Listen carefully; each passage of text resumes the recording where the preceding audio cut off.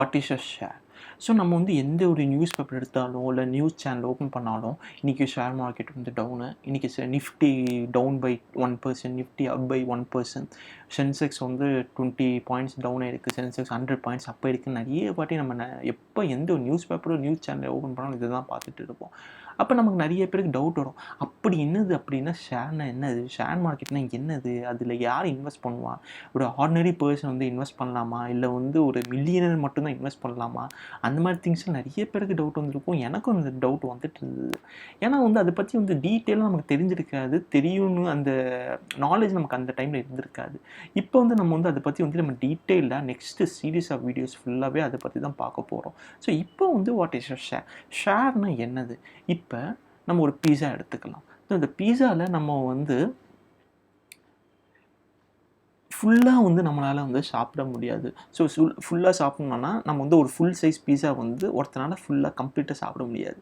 So அதுக்காக நம்ம என்ன பண்ணுவோம்னா ஸ்லைசஸாக பிரித்து வச்சுருப்போம். ஸோ என்னென்னா இப்போ நம்ம வந்து ஒரு 10 ஃப்ரெண்ட்ஸ் இருந்தோம்னா 10 ஃப்ரெண்ட்ஸ் வந்து பீஸாவுக்கு போனோம், ஒரு பீஸா ஷாப்புக்கு போனோம்னா ஒரு பீஸா ஃபுல் சைஸ் பீஸா ஆர்டர் பண்ணிட்டு ஸ்லைஸாக பிரிச்சுக்கிட்டு அந்த ஸ்லைஸஸ் ஒவ்வொரு ஸ்லைஸும் நம்ம வந்து சாப்பிட்டு இருப்போம். ஸோ இதில் வந்து 1 2 3 1 2 3 4 5 6 7 8 ஸ்லைசஸ் இருக்குது. இப்போ நம்ம வந்து 8 ஃப்ரெண்ட்ஸ் போயிட்டு இருந்தோம்னா ஒவ்வொரு ஸ்லைஸும் ஒவ்வொரு ஃப்ரெண்டும் நம்ம சாப்பிட்ருப்போம். இது வந்து பீஸாவுக்கு சூட் ஆகும்.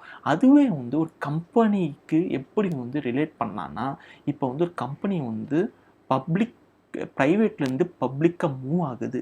அப்படின்னு என்னன்னா ஒரு கம்பெனி வந்து அவன் கம்பெனி ஃபண்ட்ஸை இன்க்ரீஸ் பண்ணணும். ஸோ இது வரைக்கும் என்ன பண்ணியிருப்பாங்கன்னா, இதுக்கு முன்னாடி என்ன பண்ணியிருப்பாங்கன்னா, அந்த கம்பெனி வந்து பேங்க்லேருந்து லோன் எடுத்திருப்பாங்க. அண்ட் தென் வந்து அவங்களோட வென்ச்சர் கேபிட்டலிஸ்ட் யாராவது இன்வெஸ்ட் பண்ணியிருந்தாங்கன்னா இன்வெஸ்ட் பண்ணி வச்சுட்டு அந்த ஃபண்ட்ஸ் வச்சுட்டு கம்பெனி ரன் பண்ணிட்டு இருப்பாங்க. ஸோ அது பத்தலை, அதுக்கும் மேலே ஃபண்ட்ஸு தேவைப்படுது. ஏன்னா கம்பெனி வந்து ஃப்யூச்சர் நல்லா இருக்கிறதுனால கம்பெனி வந்து நல்லா எக்ஸ்பேண்ட் பண்ணுறதுக்காக என்ன பண்ணுவாங்கன்னா, ஒரு கம்பெனி வந்து ப்ரைவேட்லேருந்து பப்ளிக்காக மூவ் ஆகும். ஸோ இதுதான் கம்பெனி ஃபண்ட்ஸ் எவ்வளோ வேணும்னா, கம்பெனிக்கு ஃபண்ட்ஸ் தேவைப்பட்டது வந்து 50 crore rupees தேவைப்பட்டுச்சு. இந்த 50 crore rupees வந்து பேங்க்கில் லோனு கேட்டாலும் யாரும் கொடுக்க மாட்டாங்க. அதே மாதிரி வந்து எந்த ஒரு இண்டிவிஜுவலும் அவ்வளோ அமௌண்ட் வந்து இன்வெஸ்ட் பண்ணுறதுக்கு தயாராக இல்லை. அதுக்காக கம்பெனி என்ன பண்ணணும்னா ப்ரைவேட்லேருந்து பப்ளிக்கு மூவ் ஆகுச்சு. அந்த டைம் மூவ் ஆகும்போது என்ன பண்ணுறாங்கன்னா, அந்த டைம் அந்த கம்பெனி வந்து இந்த 50 crore rupees ஒருத்தன்கிட்ட கேட்காம நம்பர் ஆஃப் பீப்புளேருந்து கேட்பாங்க. ஸோ நம்பர் ஆஃப் பீப்புளுக்கு எப்படி வந்து அவங்க வந்து டிவைட் பண்ணுவாங்கன்னா, இதுதான் வந்து 50 crore ஃபண்ட்ஸ் வச்சோன்னா இந்த 50 crore ஃபண்ட்ஸை வந்து நம்ம வந்து ஒரு சின்ன சின்ன பீஸாக டிவைட் பண்ணுறேன்னு வச்சுக்கலாம். ஸோ கம்பெனிக்கு தேவைப்பட்டது 50 crore rupees. அது ஒருத்தங்கிட்ட கேட்டால் கொடுக்க முடியாது. அதான் 50 crore rupees வந்து பார்ட்ஸை டிவைட் பண்ணலாம். அந்த பார்ட்ஸு அந்த ஒவ்வொரு பார்ட் பேர் தான் ஷேர். ஸோ இந்த ஒவ்வொரு பார்ட்டும் வந்து ஒவ்வொரு ஷேர் ஹோல்டரும் இந்த ஒவ்வொரு பார்ட்டு வந்து ஒவ்வொரு ஷேர். ஃபார் எக்ஸாம்பிள் இப்போ இந்த நம்பர் ஆஃப் பீசஸ் கட் பண்ணோன்னா அந்த நம்பர் ஆஃப் ஷேர்ஸ் எவ்வளோன்னா 10 lakh ஷேர்ஸ்னு வச்சுக்கலாம். இந்த கம்பெனிக்கு தேவைப்பட்டது வந்து 50 crore rupees. ஸோ அந்த 50 crore rupees வந்து 10 lakh ஷேர்ஸாக டிவைட் பண்ணாங்க. ஸோ அப்போது வந்து ஒரு ஷேரோட வேல்யூ எவ்வளோ இருக்குன்னா 50 50 500 5000 50,000 5 lakh 50 lakh 50 crore rupees by 10 lakh shares. So 10 lakh shares இப்போ நம்ம வந்து கேல்குலேஷன் போட்டோன்னா தெரியும். ஸோ ஒரு ஷேர் வேல்யூ எப்படி கேல்குலேட் பண்ணலான்னா இப்படி தான் நம்ம கேல்குலேட் பண்ண முடியும். 10 100 1000 10,000 lakh 10 lakh 50 500 5000 50,000 5 lakh 50 lakh 5 crore and one more zero. So 50 crores. So 50 crores shares தேவைப்பட்டது. அப்போன்னு பார்த்தோன்னா நமக்கு வந்து ஒரு ஷேரோட வேல்யூ எவ்வளோ இருக்கும்னா ஒரு ஷேரோட வேல்யூ வந்து 500 rupees. ஸோ 500 into 10 lakh வந்து 50 crore rupees வந்து வந்துடும். ஸோ அந்த கம்பெனிக்கு தேவைப்படுது 50 crore வந்து நம்பர் ஆஃப் ஷேர்ஸ் 10 lakh ஷேர்ஸாக டிவைட் பண்ணுறாங்க. ஸோ 10 lakh ஷேர்ஸில் பார்த்தோன்னா 500 rupees ஒரு ஷேர். இப்போ என்ன கம்பெனி பண்ணணும்னா ஐபிஓ ரிலீஸ் பண்ணணும். ஸோ ஐபிஓனா இனிஷியல் பப்ளிக் ஆஃபரிங். ஸோ அதை பற்றி டீட்டெயிலாக நம்ம நெக்ஸ்ட் சீரீஸ் ஆஃப் வீடியோஸில் பார்ப்போம். இப்போதைக்கு ஐபிஓ என்னன்னா இவங்களுக்கு தேவைப்பட்ட 50 crore வந்து 10 lakh ஷேர்ஸை டிவைட் பண்ணாங்க. ஒரு ஷேரோட வேல்யூ வந்து 500 rupeesனு ஃபிக்ஸ் பண்ணியிருக்காங்க. இந்த 500 rupeesக்கு என்ன பண்ணுவாங்கன்னா இந்த 500 rupees வந்து பப்ளிக் கிட்ட கேட்பாங்க. ஸோ பப்ளிக் கிட்ட வந்து எப்படி கேட்பாங்கன்னா ஐபிஓ மூலமாக கேட்பாங்க.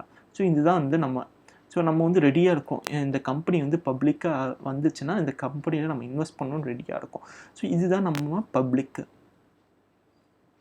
இந்த கம்பெனி வந்து பப்ளிக்குக்கு எப்படி வந்து ஐபிஓ வந்து ஒன்ஸ் ஐபிஓ ரிலீஸ் பண்ணுறேன்னு அனௌன்ஸ் பண்ணுறாங்கன்னு வச்சுக்கோங்களேன் நியூஸ் சேனலில், இந்த பப்ளிக் வந்து என்ன பண்ணுவாங்கன்னா இந்த கம்பெனியோட ஹிஸ்ட்ரி எல்லாம் அனலைஸ் பண்ணிவிட்டு இந்த கம்பெனி வந்து நல்லா க்ரோ ஆகிட்டு இருக்கா, இந்த கம்பெனி வந்து ஏதாவது ஃப்ராட் திங்ஸாக இருக்கா, இல்லை கம்பெனிக்கு மேலே ஏதாவது கேசஸ் இருக்கா, கோர்ட்டில் ஏதாவது கேஸ் இருக்கா, எல்லாமே அனலைஸ் பண்ணி இந்த பப்ளிக் வந்து டிசைட் பண்ணுவாங்க இந்த கம்பெனி மேலே நம்ம வந்து இன்வெஸ்ட் பண்ணலாமா பண்ணக்கூடாதுன்னு. சப்போஸ் இந்த கம்பெனி வந்து நல்லா இருக்குது, நல்ல ஃப்யூச்சர் இருக்குதுன்னு இந்த பப்ளிக் டிசைட் பண்ணிச்சுன்னா இந்த ஐபிஓவில் இந்த ஷேர்ஸ் வாங்குறதுக்கு ரெடியாக இருப்பாங்க.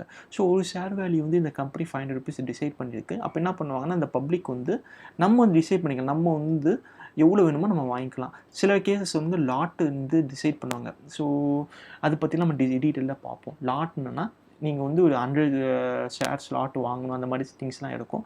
அதை பற்றிலாம் நம்ம டீட்டெயில் நெக்ஸ்ட் வீடியோஸில் பார்ப்போம்.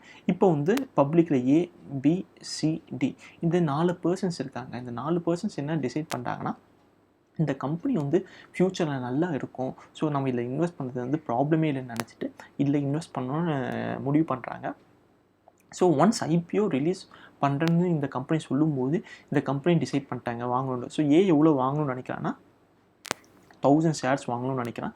அதேமாதிரி பி வந்து 500 ஷேர்ஸ் வாங்கணும்னு நினைக்கிறான். சி வந்து 1000 திரும்பி 1000 ஷேர்ஸ் வாங்கணும்னு நினைக்கிறான். டி வந்து 10,000 ஷேர்ஸ் வாங்கணும்னு நினைக்கிறான். ஸோ இப்போ வந்து இந்த ஏக்கு வந்து எவ்வளோ இன்வெஸ்ட் பண்ணுறான்னா அந்த கம்பெனியில் 1000 into 500 rupees. So 1000 into 500 எவ்வளோனா 5,000, 50,000, 5 lakh rupees வந்து இன்வெஸ்ட் பண்ணுறான்.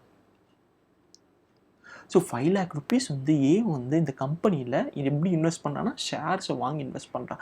இப்போ வந்து ஏ அதே மாதிரி 5 lakh இன்வெஸ்ட் பண்ணியிருக்கான், பி வந்து 2,05,000 50,000 இன்வெஸ்ட் பண்ணியிருக்கான், சி வந்து 5 lakh rupees இன்வெஸ்ட் பண்ணியிருக்கான், வேற டி வந்து 50 lakh rupees வந்து இந்த கம்பெனியோட ஷேர்ஸ் வாங்கியிருக்கான்.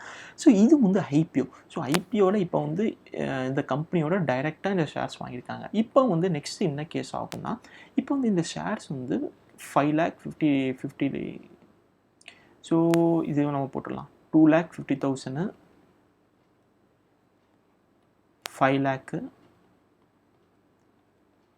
டி மட்டும் பெரிய ஆள் நினைக்கிறேன். ஸோ 50 lakh rupees வந்து அந்த கம்பெனி ஷேர்ஸை வாங்கியிருக்காரு. இப்போ வந்து இந்த ஐபிஓ முடிஞ்சப்போ என்ன நடக்கும்னா நெக்ஸ்ட் ஸ்டெப் என்னென்னா இந்த ஷேர்ஸ் எல்லாம் பப்ளிக்காக மாறும். ஸோ ஒரு ஸ்டாக் எக்ஸ்சேஞ்சில் இந்த ஷேர்ஸ் வந்து ட்ரேட் பண்ண அலோவ் பண்ணுவாங்க. ஸோ ஸ்டாக் எக்ஸ்சேஞ்சுனா என்னது, நம்ம இந்தியாவில் என்னென்ன ஸ்டாக் எக்ஸ்சேஞ்சஸ் இருக்குது, அதை பற்றியெல்லாம் டீட்டெயிலாக நம்ம நெக்ஸ்ட் வீடியோஸில் பார்ப்போம்.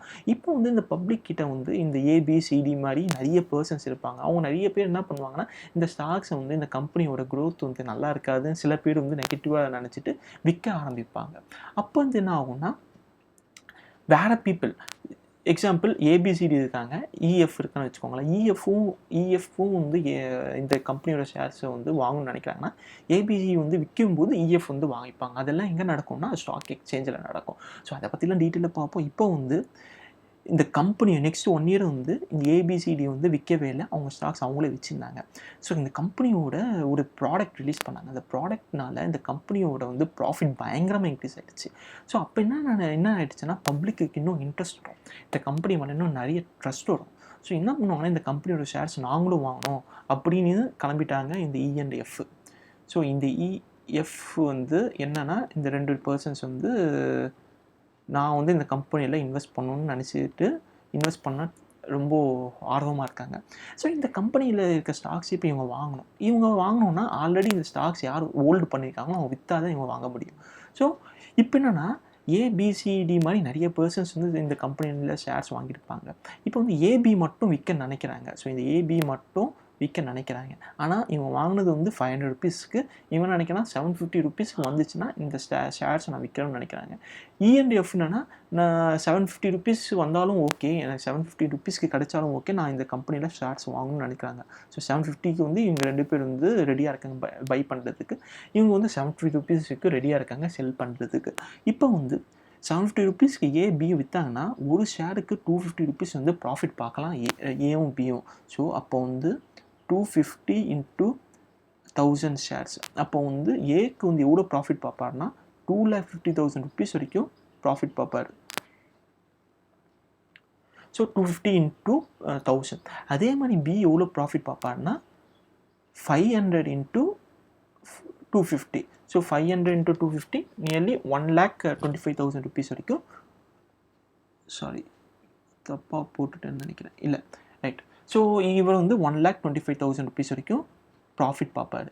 ஸோ ஏவும் பியும் ரொம்ப ஹாப்பி. எனக்கு 2,50,000 இருந்துச்சு, உனக்கு 1,25,000 வந்துச்சுன்னு 2 பேரும் ஹாப்பியாக இருந்தாங்க.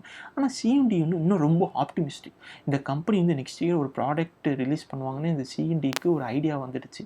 ஸோ என்ன பண்ணுறாங்கன்னா, இந்த சிஎன்டியும் விற்கவே மாட்டுறாங்க. நெக்ஸ்ட் ஒரு 3 இயர்ஸ்க்கு நான் வந்து இந்த ஷேர்ஸ் யாருக்கும் விற்க மாட்டேன். அதனால் வந்து இந்த கம்பெனியோட இந்த ஷேரோட வேல்யூ 500லேருந்து 750க்கு 1 இயரில் மாறிடுச்சு. அந்த 750லேருந்து 5,000க்கு மாறதுக்கும் சான்சஸ் இருக்குன்னு நினச்சிட்டு இந்த 2 பேரும் விற்கவே இல்லை. ஸோ இப்போ வந்து இந்த ஏஎம்பியும் ப்ராஃபிட் பார்த்துட்டாங்க.